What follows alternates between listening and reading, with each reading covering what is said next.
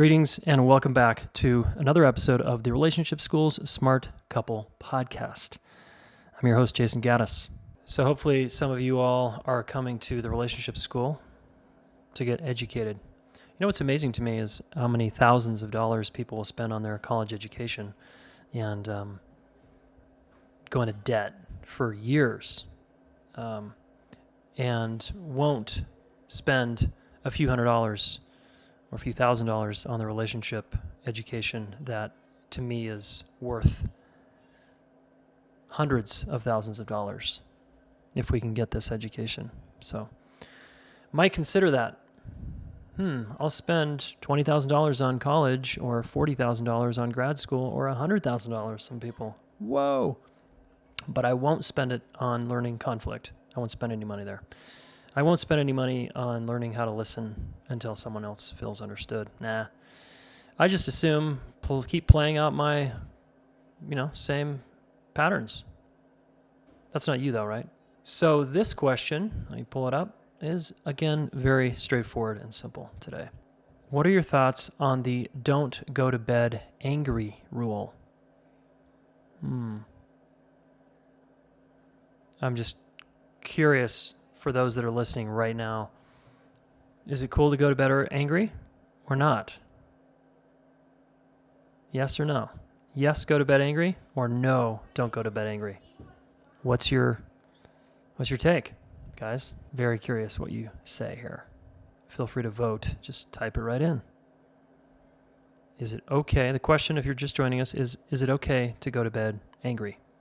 Yes or no? That's the question. Yes or no? All right, we got some yeses. We got some nos coming in. Makes for a sleepless night. Got some don'ts, some yeses. Depends. Totally, right? Okay, so I'm just going to share my quick take, all right? I'm very opinionated sometimes, and this is one of those that I'm just going to say, it depends. Yep. I'm going to play the middle here. You know why? Because sometimes going to bed angry is the only option you have. Your partner's not able or willing to work it out with you or stay up a little later. You've spent hours trying to talk it out, or they're not even available. And what do you have left? Yourself. And sometimes we don't have the tools or the support emotionally to try to work through our anger before we go to bed. So guess what? We're spent and we go to bed angry. That's just how it is sometimes, right? And so sometimes it feels like it's not even an option and we just pass out. And passing out sometimes is the kindest thing we can do to ourselves.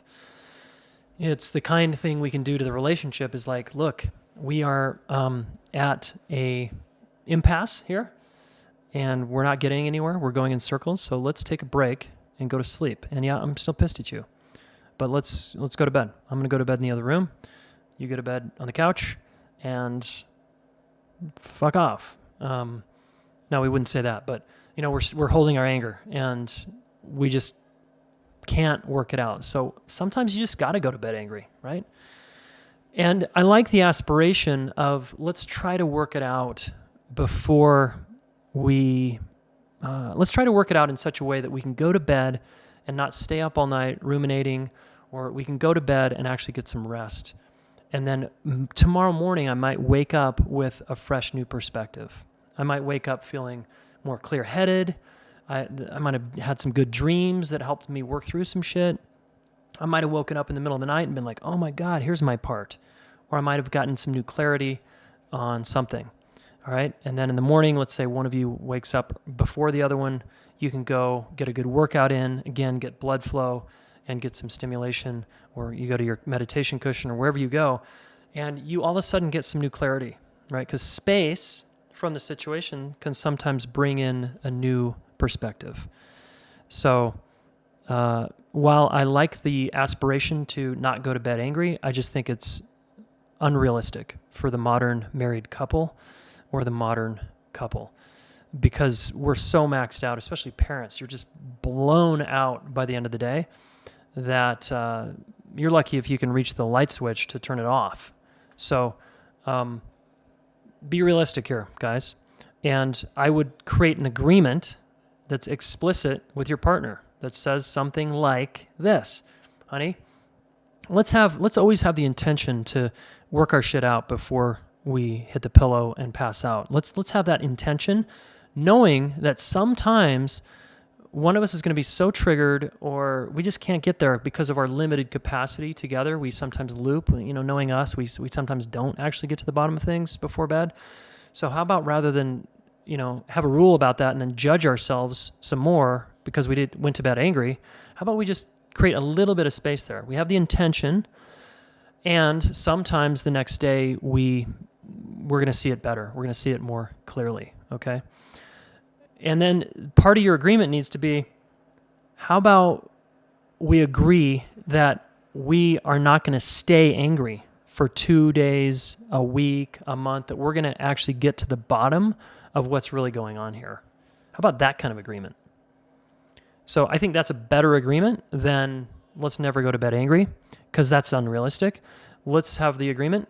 We work our shit out and we get to the bottom of things no matter how long it takes us, even if it takes us a couple of days, a week, outside professional help that we pay for, friends to give us, outside reflections. We both go to our individual therapists or mentors, we get some feedback, and then we come back. But bottom line, we are committed to getting to the bottom of this and getting underneath the anger, which is usually to hurt feelings. I feel hurt, and my anger is covering and protecting over that, all right? So let's go with that type of response. But, you are free-thinking people. Go do what you want, but I'm saying that's probably going to be better than a rigid rule about we never go to bed angry. Okay, it's just a fantasy. Yeah. Some people have rules like don't talk about work in bed. Okay, we only talk about work outside the bedroom. My wife and I did that one once for a while. And again, it can work for a little while, but eventually work or logistics starts creeping into the bedroom again.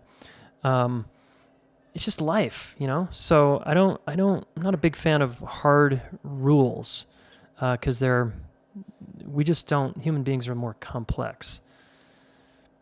But I do like agreements that leave room for dynamism, flexibility, and changing the agreement, upgrading the agreement. Not so someone can weasel out, though, right? Okay, that's what I got for you today on this short little episode. I'm glad you could join us.